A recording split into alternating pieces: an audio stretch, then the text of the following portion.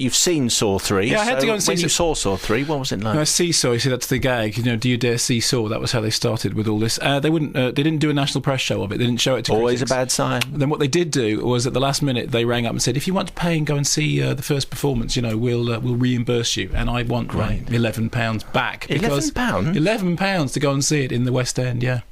Unbelievable. And you've seen Saw 1, you've seen Saw 2, where you haven't, scenes of torture tied together by... Why would you?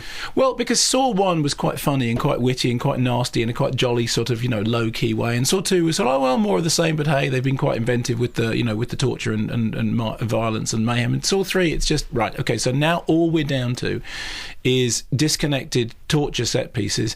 Now, I'm very clear about this. I don't think the horror movies are sadistic. I think they're masochistic. And I think the thing about putting yourself through that kind of movie is a masochistic experience. So I'm not going to get into this ludicrous bandwagon about, watching this stuff will turn people into sadists. It doesn't. It's completely the opposite way around. What it will do is it will bore them, because it is simply a series of torture set pieces strung together by a ridiculous flashback, flash forward, nonsensical garbage narrative, which unfortunately has pretensions towards philosophical profundity, occasionally sewn in order to justify the the killing and the violence, all the rest of it.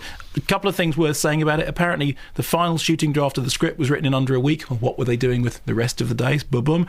Donnie Wahlberg was going to be involved, but he dropped out due to creative differences. I mean, how bankrupt does a film have to be that Donnie Wahlberg, not Mark, Donnie Wahlberg, dropped out due to creative differences? It's just one of those things which you think... Stephen King once said that what horror cinema or horror novels can do is, at their very best, right, they can frighten you. If they can't frighten you, they'll scare you.